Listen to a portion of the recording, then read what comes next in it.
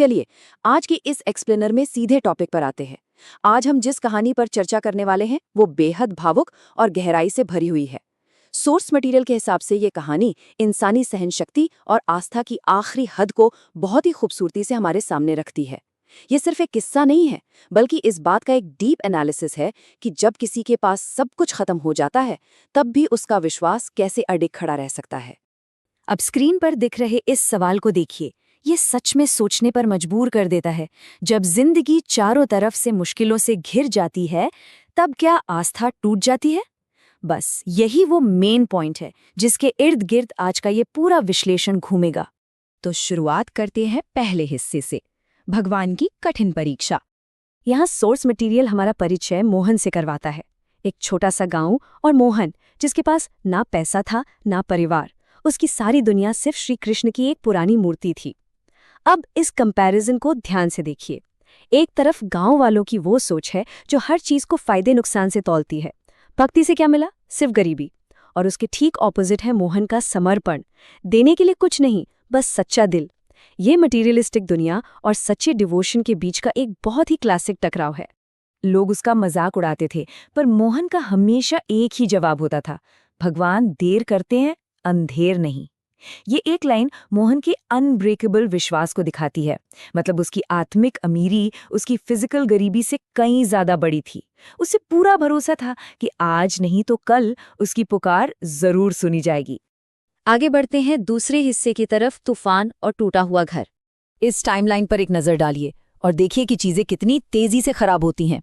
सबसे पहले एक भयंकर तूफान, फिर मोहन का वो छोटा सा घर टूट जाता है, उसकी बची खुची सारी जमा पूंजी पानी में बह जाती है, और फाइनली वो पूरी तरह से टूटकर बारिश में भीगते हुए मंदिर पहुंचता है। ये वो पॉइंट है जहां कुदरत ने उससे सब कुछ छीन लिया है। यहाँ आकर मोहन की तकलीफ अपनी पीक पर है। वो मूर्ति के सामने रोता है और कहता है, हे ठाकुर जी, मैंने कभी आपसे कुछ नहीं मांगा, लेकिन आज मैं टूट गया हूँ। ये शब्द उसकी गहरी पीड़ा को दिखाते हैं। मतलब इतने आशावादी होने के बावजूद वो इस पल में एक्सेप्ट करता है कि अब उसकी हिम्मत जवाब दे रही है। ये एक इंसान के पूरी तरह से टूट जाने का मोमेंट है। कहानी में अब एक नया मोड़ आता है। भाग 3, मंदिर के पुजारी का सपना। अभी तक कहानी में सिर्फ इंसानी दुख था, लेकिन सोर्स मटेरियल बताता है कि यहीं से डिवाइन इंटरवेंशन यानी ईश्वरीय हस्तक्षेप शुरू होता है। उसी रात मंदिर के पुजारी को सपने में ठीक यही संदेश मिलता है, और ये कोई नॉर्मल सपना नहीं था, एक सीधा ईश्वरीय आदेश था। इसी एक सपने की वजह से अगली सुबह पूरे गांव को मंदिर में इकट्ठा होना पड़ता है। चलिए इस एक्सप्लेनर के क्लाइमैक्स पर चलते हैं। भाग 4, श्री कृष्ण का अद्भुत चमत्कार। अब मंदिर में भीड़ है, और जैसे ही पुजारी सबको सपने के बारे में बताता है, गांव का एक अमीर आदमी इस पूरी सिचुएशन का ओपनली मजाक उड़ाता है। वो पूछता है कि अगर भगवान सच में मोहन से प्यार करते हैं तो खुद आकर उसकी मदद क्यों नहीं करते। ये बिल्कुल वही सिनिकल लॉजिक है जो सिर्फ फिजिकल सबूत मांगता है, और ये सवाल एक बहुत ही ड्रामेटिक और टेंस सन्नाटा पैदा कर देता है।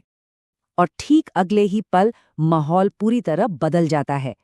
इन 3 मिरेक्युलस इवेंट्स को देखिए जो एक के बाद एक होते हैं। अचानक मंदिर की घंटियां अपने आप बजने लगती हैं, एक तेज हवा का झोंका आता है, और सबसे आखिर में श्री कृष्ण की मूर्ति से एक फूल सीधे मोहन के चरणों में आ गिरता है। ये एक्सेप्टेंस का अल्टीमेट साइन था। वहां खड़े हर एक शख्स के होश उड़ जाते हैं। ये लाइन उस कंपैरिजन का परफेक्ट आंसर है जो हमने शुरू में देखा था। इस चमत्कार के बाद रोते हुए पुजारी ऑफिशियली तौर पर यह घोषित कर देते हैं कि मोहन की स्पिरिचुअल वेल्थ दुनिया भर के पैसे से कहीं ज्यादा है। ये साबित हो गया कि भगवान के यहाँ अमीरी बैंक बैलेंस से नहीं, बल्कि दिल की सच्चाई से नापी जाती है। अब आते हैं आखिरी हिस्से पर, भाग 5, सच्ची भक्ति का संदेश। मोहन रोते हुए कहता है कि भगवान ने परीक्षा तो ली, पर विश्वास नहीं टूटने दिया। और तभी मंदिर में एक बेहद मधुर डिवाइन आवाज गूंज उठती है, जो इंसान दुख में भी मेरा नाम नहीं छोड़ता, मैं उसका हाथ कभी नहीं छोड़ता। ये वादा मोहन के उस शुरुआती विश्वास को 100% सही साबित करता है कि भगवान देर कर सकते हैं, पर अपने भक्त को कभी अकेला नहीं छोड़ते। तो इन सारे सोर्सेस से जो सबसे बड़ा टेकअवे निकल कर आता है वो यही है कि जिंदगी की मुसीबतें, हालात के तूफान, ये सब शायद सिर्फ सहन शक्ति की परीक्षा होते हैं। सबसे अंधेरे वक्त में भी अगर आस्था पक्की हो तो वो कभी बेकार नहीं जाती। दुनिया भले ही मुंह मोड़ ले, लेकिन एक सच्चे भक्त का साथ वो सुप्रीम पावर कभी नहीं छोड़ती। इस एक्सप्लेनर को एंड करते हुए सोर्स मटेरियल से लिया गया ये आखिरी सवाल छोड़कर जा रहे हैं। क्या मुश्किल वक्त में हमारा विश्वास जिंदा रहता है? जब जिंदगी में तूफान आए और सब कुछ बिखरता हुआ महसूस हो, तब आस्था कितनी मजबूत होती है? इस सवाल को अपने जहन में रखिएगा और इस पर सोचिएगा ज़रूर।